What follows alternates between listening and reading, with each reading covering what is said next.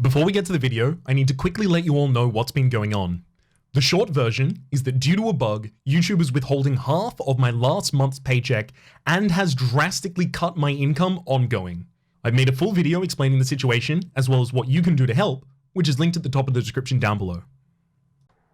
My name is Rhapsody and welcome back to Monster Train Herzal's Workshop Edition. This is the third free update that has been posted to Monster Train so far.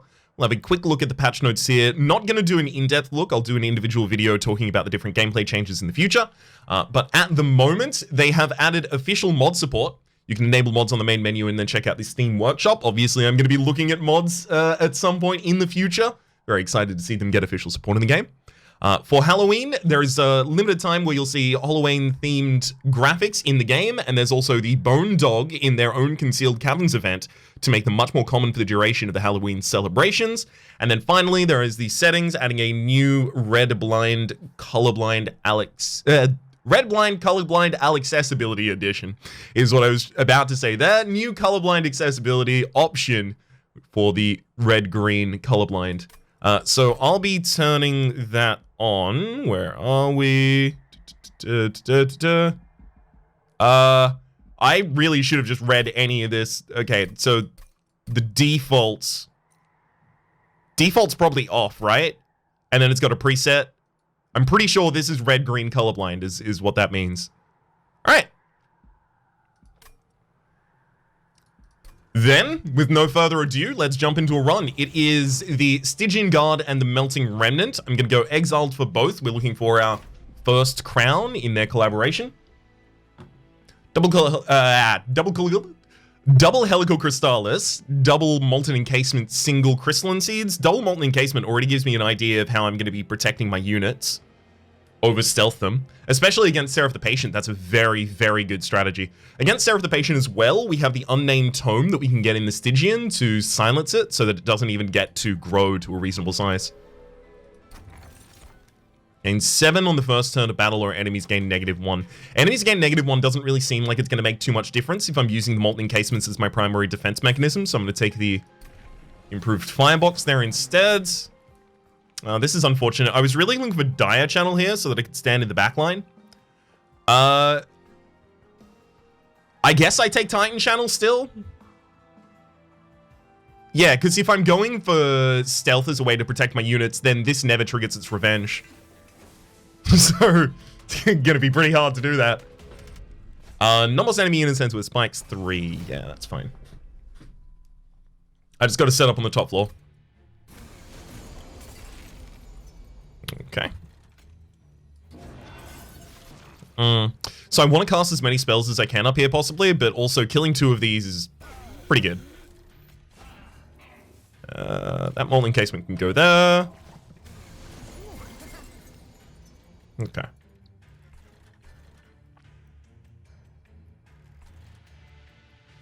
I can cast 4 spells on the top floor this turn.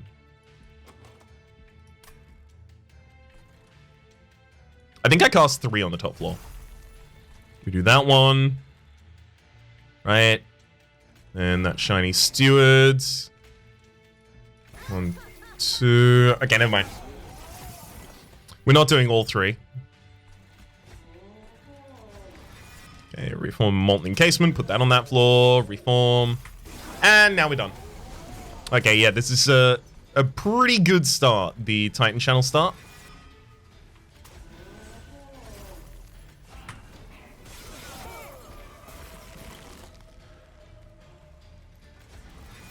Okay, another burnout. Can't really do anything about that.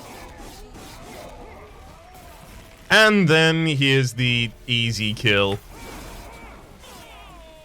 There's a Stygian banner next to the Merchant of Steel in the next area. Probably where I'm going to have to go. Molsk Mage, +8 magic power on this floor. We have 2 Helical Crystallises. That's all that really supports. The Energy Siphon isn't that bad, actually. Well, actually, it is a little bad. So you think it's okay as being a 0-cost spell. However, I can't play it in the first couple turns because I usually set up Soul Guard on the top floor. And if I don't have an enemy unit on the floor, I can't even target the Energy Siphon here. Energy Siphon would be okay for the setup for the Helical Crystallises, but other than that, it's not that great. I think I'm actually going to pass. We can already see some of the updated statistics on some of these cards. Purifying Cleanse having 15 health and Burnout 3. Hello Drippings having 5 burnout rather than 3 burnout, both of them increasing their burnout timer pretty substantially as well. We will be taking, however, the one I wasn't talking about, a Dripfall. Okay. So here I'm looking for... Oh my god, I'm definitely looking for the Nameless Siren. Dang. Lodestone Totem's still really good, though. Yep. And then I'm not going to reroll looking for health on the Lodestone Totem. Unit draft, enemies -10. As long as I set up on the top floor, I'm still fine, aren't I? Also, the Lodestone is a banner unit, so it'll be drawn on the first turn. Which makes it really easy for me. Actually... But I do want to kill both of them. But do I? How bad?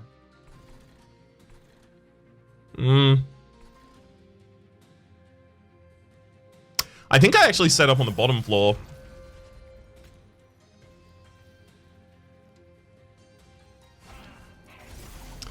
There's a reason for this, and it's because... yeah, I couldn't even get through that collector if I wanted to. It's because when the boss comes in, this line will have only gone to the top, and then this line will still be on the 3rd floor, and then I'm going to kill the boss on this floor anyway, so...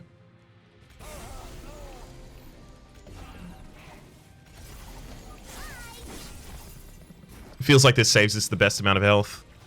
By which I mean any health. Okay, so we've taken 5 damage so far, and then we get the kill.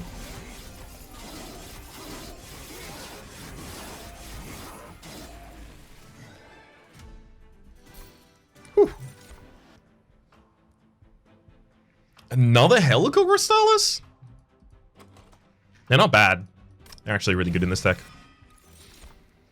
Molded, Wicklash, and Purifying Cleanse. We could take a Molded. That would be for the reforming the Molten Encasement plays. The thing is, we kind of decided not to do that anymore after we took the Lodestone Totem.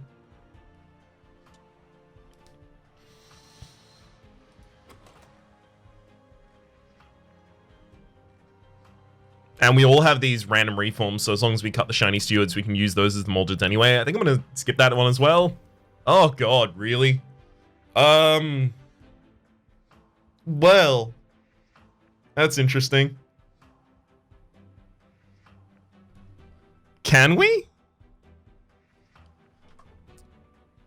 How am I even gonna play them? Is the thing, right? What's this Horde? Pyromans. Zero cost spells is a way to play them. Alright. Screw it.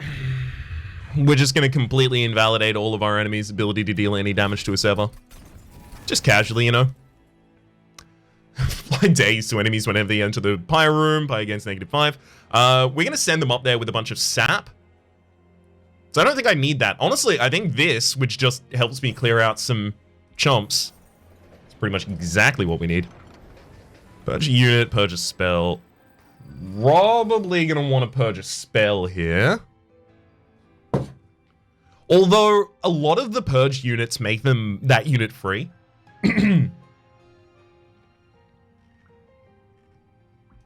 That said, Helical Crystallis is the safest one here. Got an extra copy of it as well. Excuse me. Alright, Talos. Feel free to apply daze to our frontliner.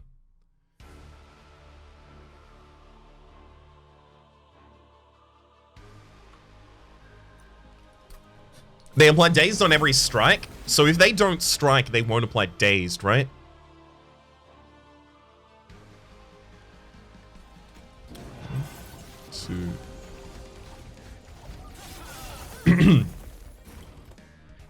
Okay, perfect. 2 more casts on this top floor and then we're fine. 1 more cast. So now you don't even daze me anymore because I'm going to foregone power you. And you don't even attack anymore.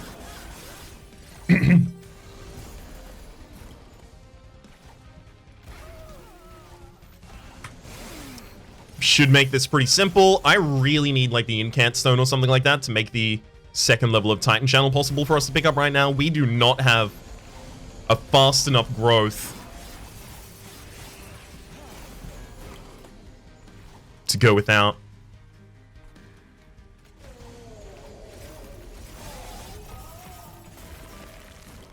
Okay.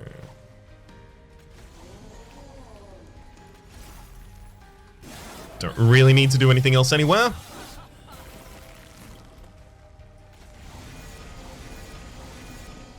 Really? Wow. I would have thought this would have already been a shoo-in. At least we only lose 7 health to it. Bounty Stalker. No, we can't pivot to the Bounty Stalker now. Nor Sacrificial Resurrection. This is a really unfortunate rare draft because it's everything I don't want. Like, all of these are completely useless for me. Blah. Nope. None of those either. Alright. Well. Extra draw is really good for us. Helps us get the Incant triggers off faster.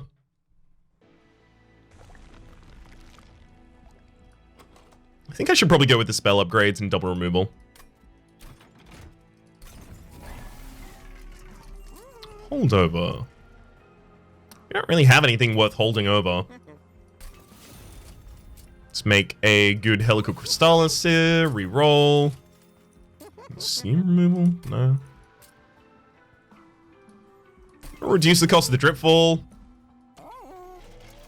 Then cut to Shiny Stewards from the deck. I could probably cut the other. Yeah, actually, you know what? I still really need to increase the rate at which I hit my my shards here for the sake of the Titan Channel.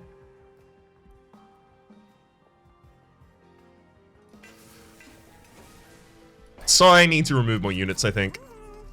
Also, I'm gonna eventually need to remove some of the Forgone Powers. The big reason there is because they only cost me 0 energy. However, they cost me 2 cards in hand. So if I draw an early hand with multiple of those, then I'm only playing 3 cards that turn anyway. Enemies enter with Spell Shield 2. That is kind of a problem. Like a little bit of a problem, but not really. The big problem here is that the Absolvers in the backline, we can't kill them at all. We just have to accept a lot of damage. So, not super jazzed about that.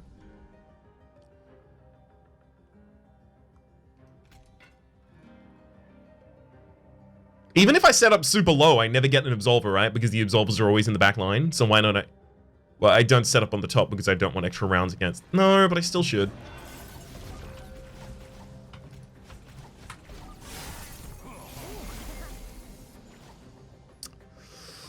And this time...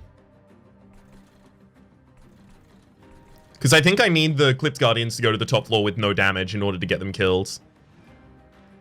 Fine. I'm going to accept the weight of contrition.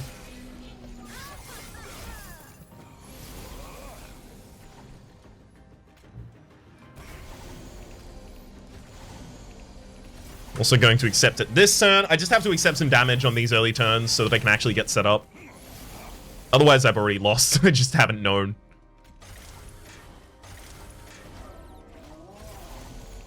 Perfect.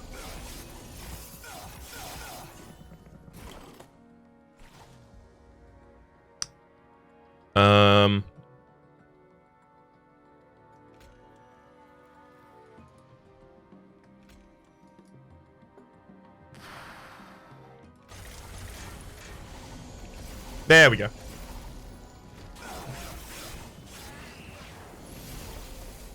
Oh my god, even the bottom... Ugh, gosh. Let's just double weight of contrition, and then try and take less damage there as well.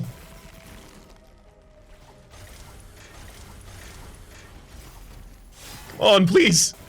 So many weights of contrition. I'm sorry, alright?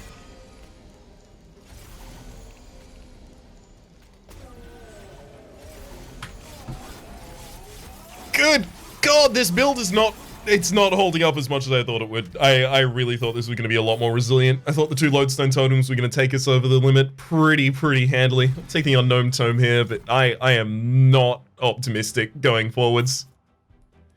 We need an Incant tome, frankly. We just, like, desperately need it or we've already lost. Upgraded Helicocrystalis. That one's...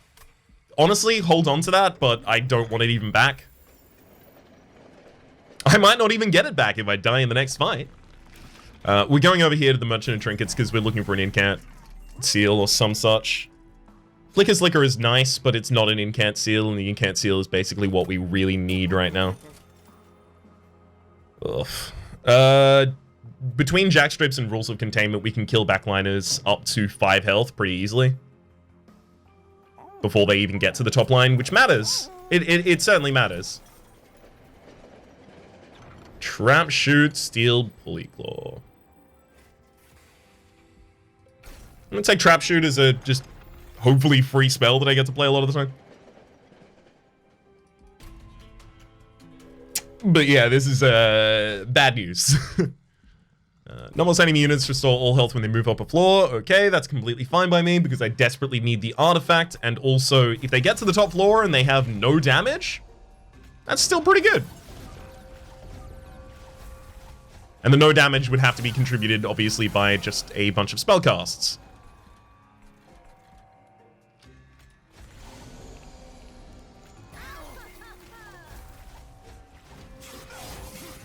Okay. 4 more casts this turn. 1, 2... Ah.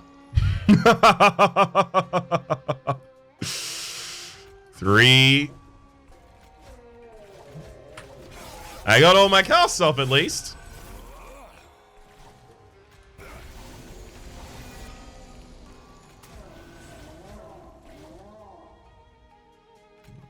Go back down to the bottom.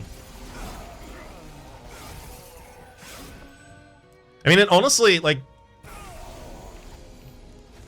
As long as I get them to 0 damage, it doesn't matter.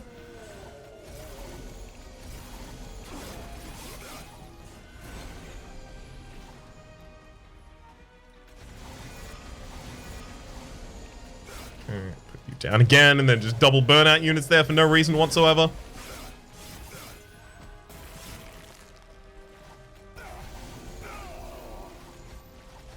Perfect.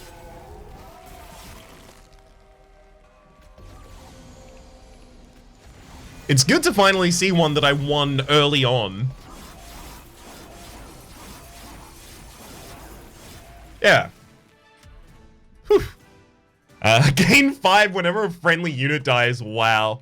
We might get 20 out of that in a single match, maybe. Another unnamed tome, an Ice Storm. Wow. In Cult and Smoke, are we going back to the original plan? Is that seriously what we're doing at this point? God, it might be. Oh, God. Yeah, there you go. I'll take the upgraded Helicocrystalis, the one that I don't really want.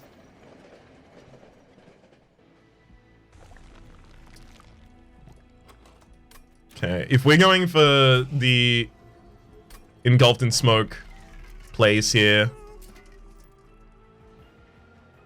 we've got to go for him, right? Reroll before doing anything else. Double stack. There we go. That's exactly what I wanted. And then I need to remove at least 1 Foregone Power. And you know what? 1 Primitive Mold as well. You probably remove them in tandem like that going onwards. Gift of Gratitude, Heaven's Gold, or Petty Theft. Heaven's Gold is actually pretty good for me. Yeah, so I don't have any money to put into it at the moment. However, when units get fully sapped and then go to our pyre afterwards, they'll die in fewer rounds if I have some Heaven's Gold. Thank heck this isn't Fell with the spells. Sorry, spells with the Scourge.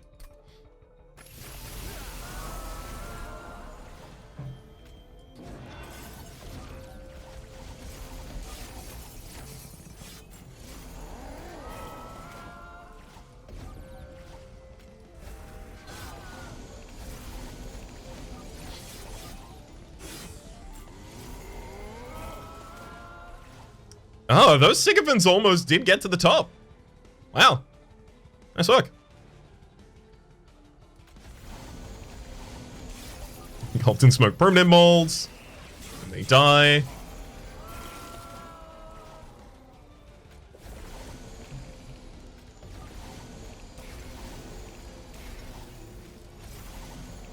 Finally got enough cast for Soul Guard to be large as well. Good. And then the units just die to the pyre on the top. The thing about this build is it's going to look really good right up until we die to Seraph.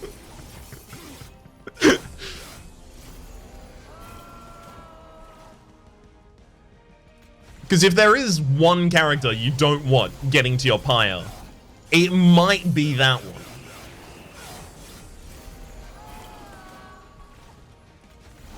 Engulfed in Smoke is being drawn every turn right now. It's, it feels kind of anomalous. Maybe it's every second turn. Yeah, I've just gotten really lucky with it being at the bottom of certain decks and then at the top of the next one. I really need more spells. That is to say, I really need to be able to cast more spells in a single turn.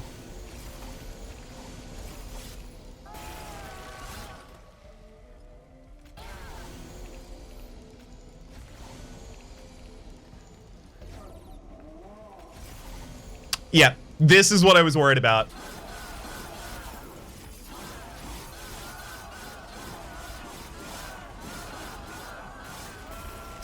So never mind, it's not gonna get to and then lose to the Seraph.